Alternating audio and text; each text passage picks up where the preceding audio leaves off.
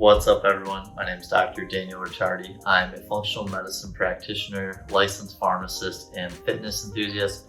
I help clients with bloating, gas, and other digestive issues so they can get back to living the lifestyle they want. The smell of a freshly brewed pot of coffee in the morning or walking into a coffee shop is one of the best smells, in my opinion, there is in the world. Having coffee is a delicious societal norm that is very popular in many cultures. But is coffee bad for you? If you look online or even here on YouTube, it kind of seems like it's split 50-50, whether people are saying coffee's definitely great or coffee's definitely bad for you. In reality though, there's a lot of benefits to having a moderate amount of caffeine or coffee daily for the majority of people. However, there are going to be some instances where drinking coffee is not going to be a good idea. So it's definitely not unanimous 100% always good, and it's also definitely not 100% unanimous always bad. I'll discuss 4 reasons why it may not be a good idea to have coffee, but first, let's talk about the benefits. Benefits of coffee. Coffee has caffeine.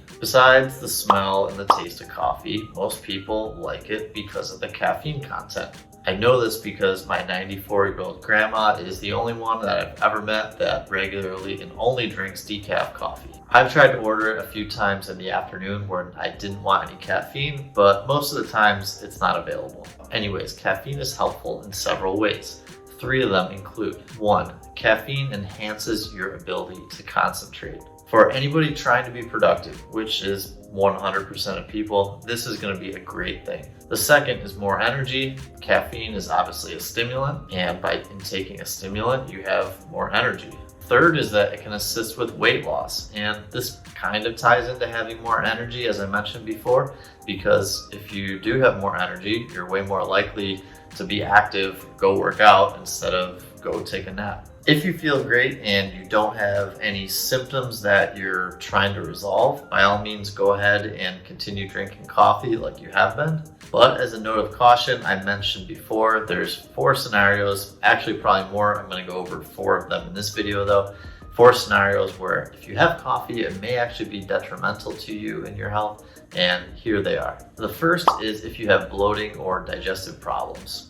For a lot of people, they've been drinking caffeine for years straight, every single day without missing a day, or even decades. If you are trying to work through some digestive issues, doing a trial where you remove coffee for about a week or so can be something that you could try to see if the coffee is playing a role in digestive problems. Unfortunately, it is a factor in bloating and digestive issues more than you think. If you need to replace the caffeine as you eliminate the coffee for the week, you can try something like caffeine pills. Just be aware, a cup of coffee typically has anywhere from 80 to 100 milligrams of caffeine. So obviously make sure you're not taking too many caffeine pills and not more caffeine than you normally have on a daily basis. The second is if you have low cortisol. And how would you know if you have low cortisol? Well, you can get a lab test done, but otherwise there's a lot of symptoms that point to or suggest that you may have low cortisol. Some of them can include feeling extreme fatigue all throughout the day, having a really difficult time waking up. Maybe you have rapid heartbeat or panic attacks that haven't been there your entire life. They kind of happened more recently. Cravings for salt, getting urinary tract infections, UTIs frequently, and even having swollen legs, like varicose veins in your legs, or swollen puffy face. The body uses cortisol to manage its energy levels. Therefore, if you have low cortisol, the body has to resort to other sources of energy, such as caffeine,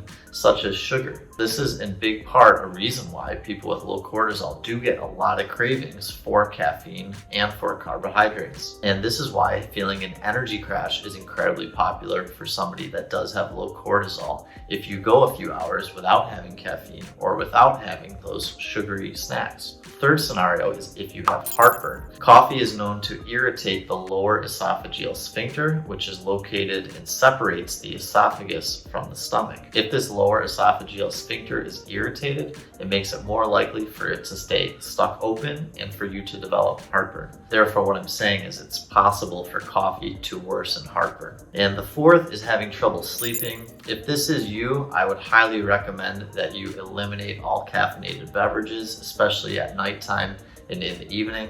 And there's actually some teas that have caffeine as well, so you have to be careful with certain teas, such as black tea. It also can be helpful to eliminate the caffeine that you have earlier in the afternoon. Certain people are slower at metabolizing caffeine, and for some, it can take a full 12 hours before it's actually out of your system. Next, let's take a look at which coffees you should not be drinking, and then I'll explain a couple other ways you can go about having your coffee that taste great and are very healthy for you. So some of these coffee orders from places such as Starbucks, let's be honest, they're really getting out of hand. These coffees, they're basically desserts now with all the sugar and everything added. The green tea frap and the white hot chocolate are just two that I looked at the menu, and they each have almost 600 calories in them for a coffee. That's even more than a Big Mac from McDonald's. To make matters worse, these coffees are loaded with sugars, syrups, whipped cream, a variety of other ingredients that you just shouldn't be putting into your body. Having these ingredients means that one, these coffees are addictive and they're going to be habit forming and difficult for you to stop craving them on a daily basis. And two, they're just not filling despite all those extra calories. So even if you had that 600 calories, you're still going to be really likely to have a full meal with it. So essentially you're just getting 600 extra calories on a daily basis. So for somebody that's trying to maintain their weight or lose weight, this is going to be really difficult to do now. On the other hand, ways you should be drinking coffee.